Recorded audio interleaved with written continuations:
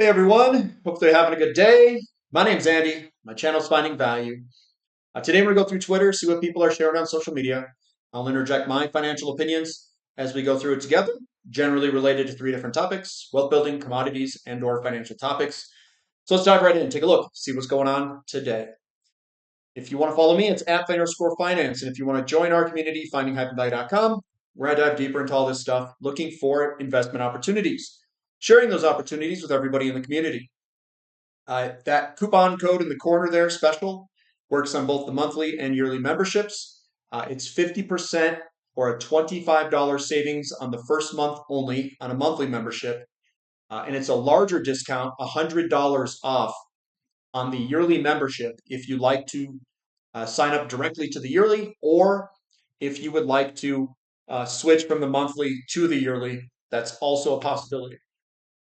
So Peter Schiff, he says, we're getting close to another big leg up in gold and silver, which I think will send gold and silver mining stocks soaring. The gains could be so large that Wall Street finally takes notice. The first money into the sector will likely come out of Bitcoin and crypto, in his opinion.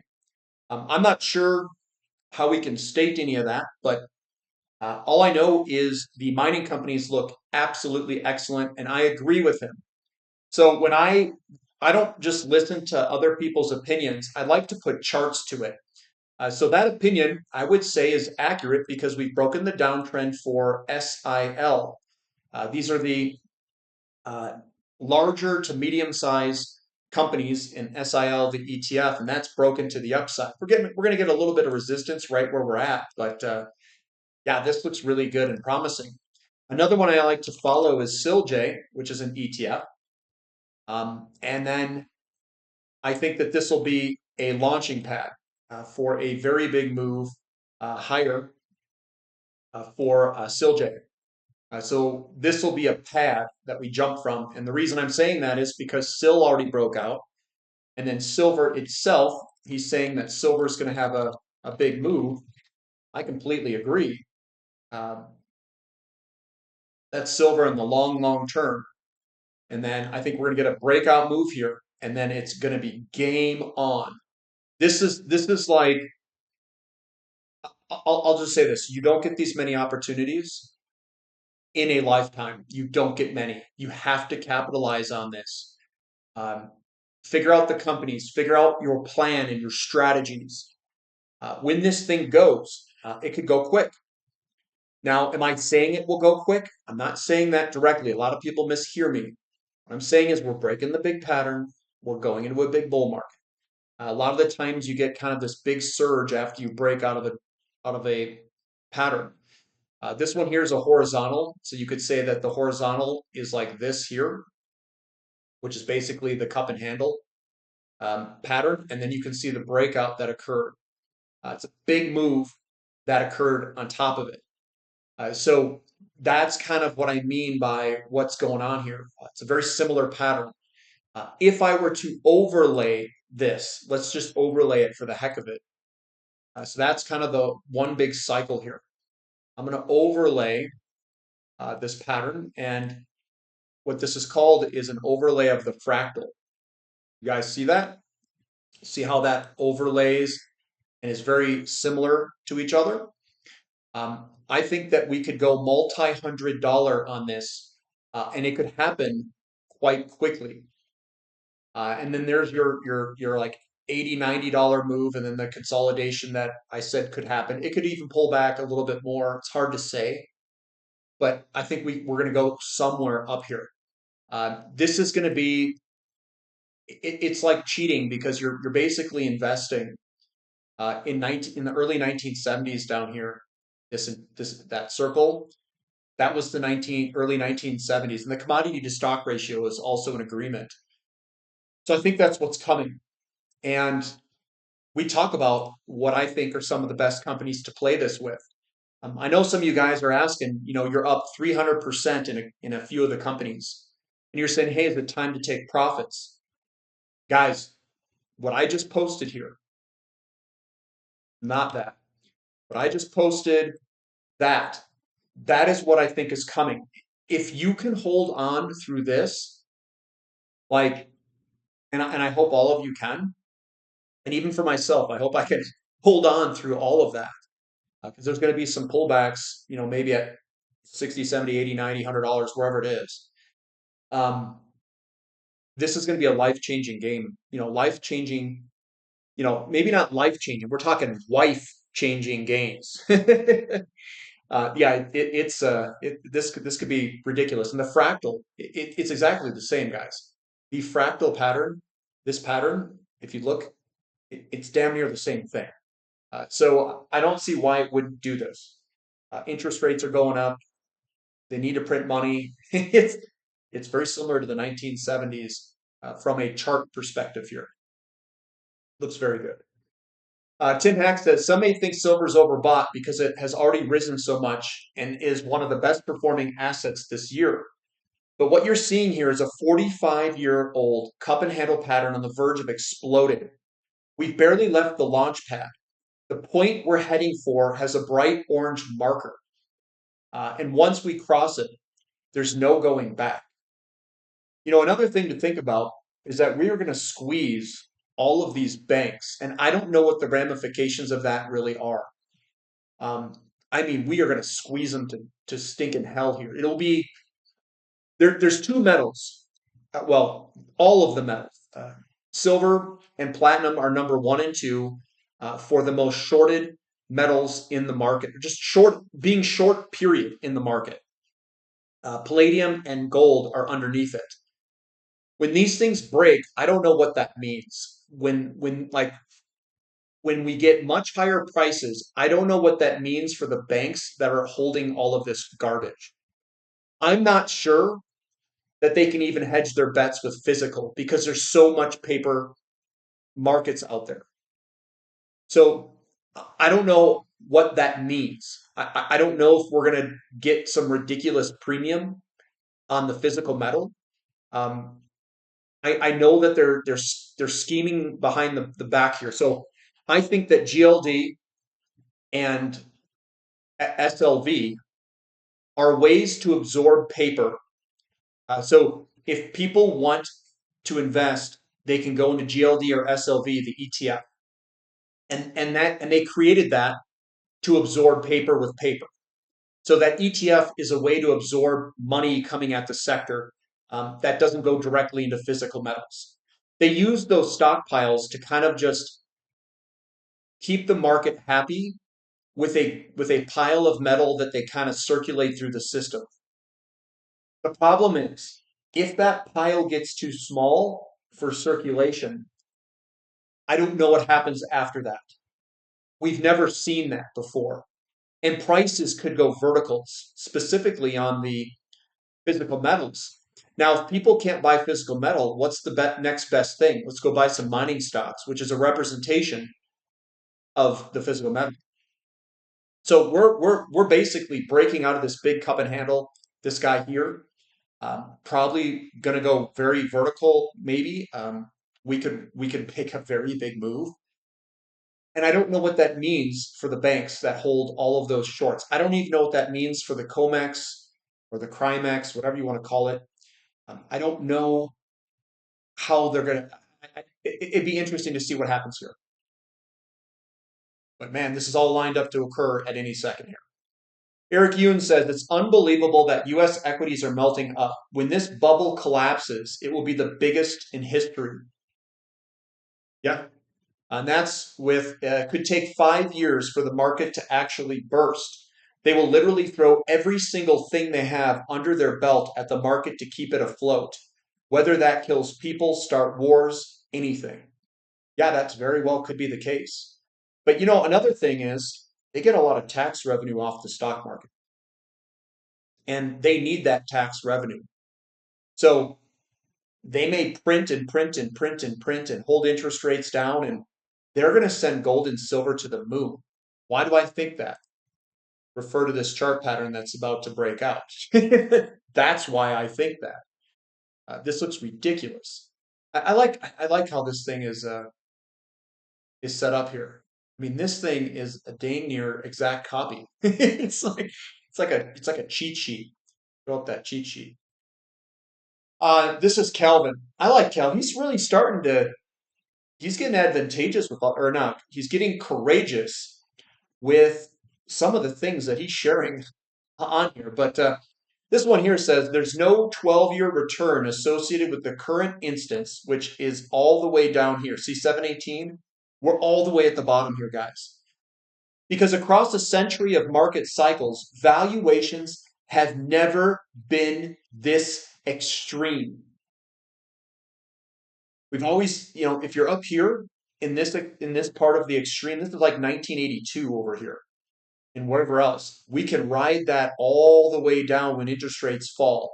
Now, when interest rates go back up, this has to go all the way back down. Like this is an absolute horrible spot to be buying the S&P 500 and Nasdaq. Absolute horrible. That's why I'm not doing it, because the valuations do not support future returns. That's what he's saying here. There's no 12-year return associated with the current instance because across a century of market cycles, valuations, which is my guide, has never been this extreme. Spencer, so let's read through this one. Why? Because I agree with you. It says, in my own life, my three biggest expense categories are housing, health insurance, and food. My variable housing costs, property tax, maintenance, utilities, etc., are up 11% year over year. My health insurance costs are up plus 30% year over year. My food costs are currently up plus 7% year over year, and I don't eat too much red meat for health reasons. I would be 10% if I ate an average amount of red meat. Now, you tell me, how is inflation 2.5% right now? How? It's not. They're lying. Now, I don't know what my health insurance costs are. I don't pay them. That's on my wife working, so I don't know what they went up this year. I would say that that's not a very large expense of ours. It's actually very small because she works and the premium is I don't know, maybe $2,000 a year. That's not a big expense of ours. Housing, which is a larger expense. My mortgage is fixed. That's great. My property taxes went up $25 from last year to this year, so that didn't go up very much at all for me. My maintenance, it didn't really go up, and then the utilities, I would say, are pretty flat for me. They're pretty even throughout the years. Maybe slightly higher, if anything, but it's pretty close. My food costs have gone up dramatically. That's where things are going up. I got kids, they're getting older, bigger, and they eat. Man, do they eat. We do eat a lot of red meat. We eat a lot, and it's up quite a bit. This Out of these three expenses, health insurance is way lower. That's not even close. But food is by far my largest expense. It is more expensive than my house. It's more expensive than any insurances that I have. In fact, my health insurance is cheaper than my home insurance. Health insurance is cheaper than our car insurance, or it's pretty close to it. They're pretty close. So Trump's tariffs will be a huge win for America's trading partners. He'll push them to do what they should have done years ago: stop vendor financing U.S. consumers, dump dollars in treasuries, and focus on funding their own investments and meeting their own consumer demand. Well, I mean, that's his opinion. Could be. It probably is the case. I think he's right on this. To me, when I look at the markets right now, everything looks like it's about to explode to the upside. Everything. And that scares me a little bit because a lot of this is commodities, and commodities go into a lot of different things. So I think we're going to see inflation explode. I think we're going to have another very big leg higher. You got copper sitting on top of its pattern, silver, gold's been just breaking higher all over the place. I think oil's going to follow. It will. Bloomberg had lower 48 natural gas production ramping to 109 plus billion cubic feet per day this weekend. That couldn't be further from the truth. Production averaged 107 billion cubic feet per day this weekend, but it's likely to trend back to 106, 106.5. And we've been chopping sideways here.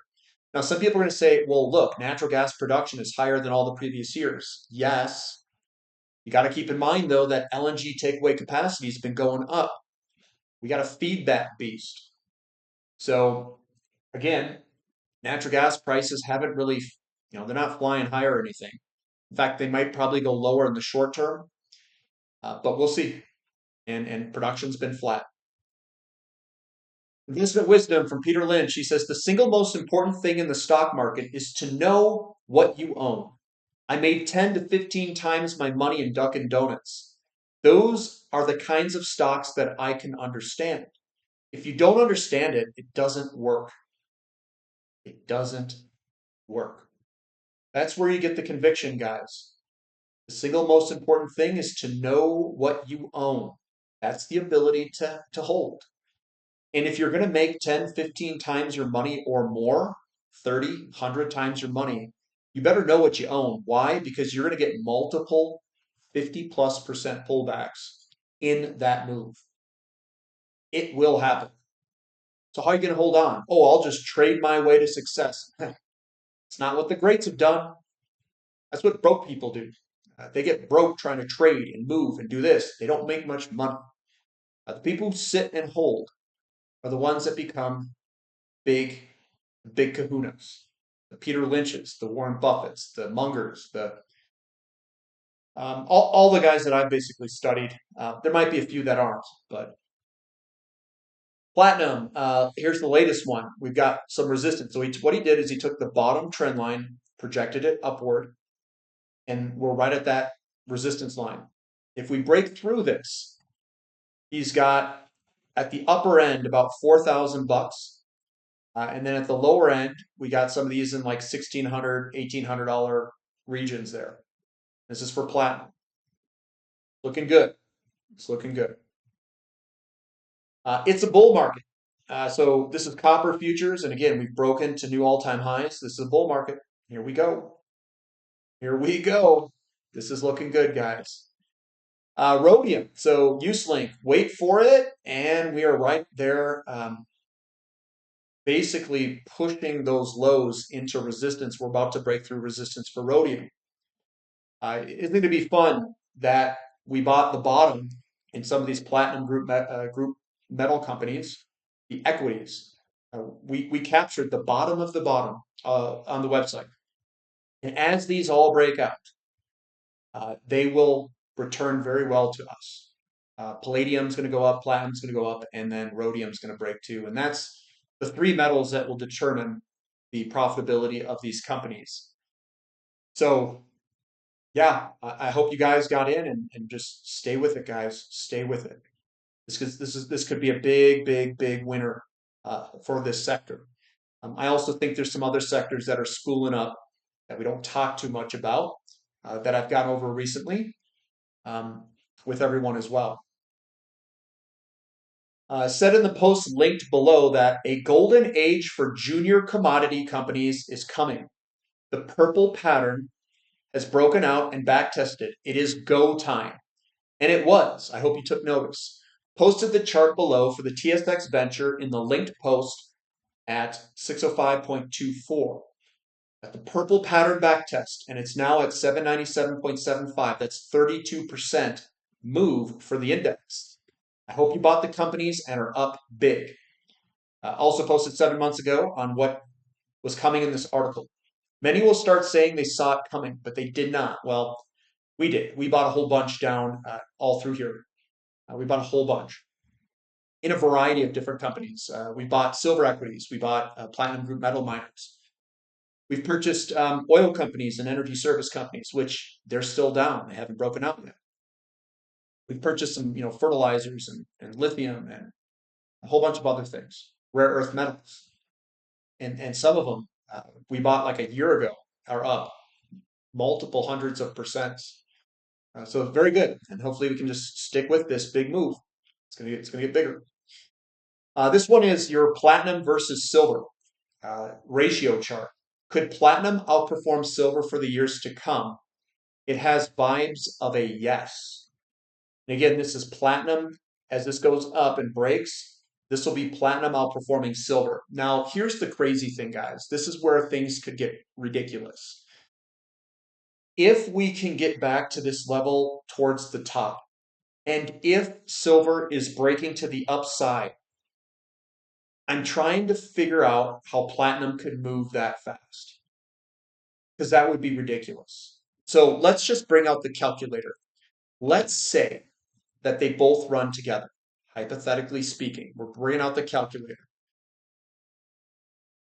If we go to a 100 to 1 ratio, where 100 ounces buys 1 ounce of platinum, and if we go to like 80 on silver, that means you multiply it by 100. That's $8,000 platinum. Could that occur? It could, possibly. Now, if we start to really push things, we go to 120. That's $9,600 platinum. But Andy, you bought it at $600, $700, $800, $900. Yep. Yes, I did. And that's what I think maybe could occur. Now, what happens if that doesn't occur? What if we get a race between silver and platinum? Well, I own both. I lose nothing, and I don't know the future. These ratio charts are not projecting that it has to occur. All it's projecting is that platinum is cheap to silver, and that we are starting to platinum is starting to outperform silver. It's starting to break higher, where we could have an outcome like that. Maybe silver goes sideways and platinum outperforms. I don't know. If we were at 100 to 1 ratio and silver's at 40, that's $4,000 platinum. I think silver's about to break out. I think there's a problem in platinum. Like the lease rates going up. I think there's a problem in silver. I think there's a problem in gold. I think there's a major problem in physical metals. And platinum cannot absorb a lot of money. There just isn't enough. There just isn't enough physical ounces out there. It just doesn't exist. So we'll see what happens. I'm real interested to see how this all plays out. Against all odds says, I've been quiet since silver started moving because what else do you do but stay long and shut up? That's what I do. Now it's cleared major resistance at 35 and heading for 40. Everyone doubts this cycle until it starts playing out. Are you ready for the catch-up trade where silver is going to catch up to gold? Yeah, I'm ready for it. I've been ready for it. I've been playing this market for a long time. All I can say to everyone who's listening is be patient here, guys. Do not get impatient. Do not get frustrated. If things don't work for the time frame that you made up off the top of your head, then you need to learn that you need to do what the market is going to give you. You got to transform and say, you know what, whatever happens, happens. All I can do is position in these cheap assets, and when they run, I'm just going to sit and run them. And when silver goes, I think we're going to see we could potentially see a very big movement. We could see a very big move in platinum. We could see a very big move in other metals too. We could see a big move in copper. Now, how does one play that? Do you choose copper? Do you choose silver? No, you choose all of them. Because when you have this type of asymmetry across them, you don't choose, you capture gains. You capture what you can.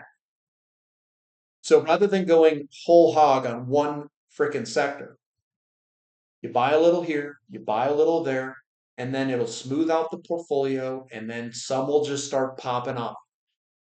Gold, we have some gold miners in the company, in the portfolio. Some of them are up multiple hundreds of percents from where we purchased them. A couple of smaller gold producing companies. We've got some juniors that haven't really ripped yet. I think that's going to follow. It's just patience. It's all coming together here. Patience, guys. And that's the end of it. So that's where I'm going to end. Give me a thumb up for the content. Subscribe to the channel. Subscribe to the website if you'd like. And that's all I've got for today. So we'll catch you next time. This is Finding Value.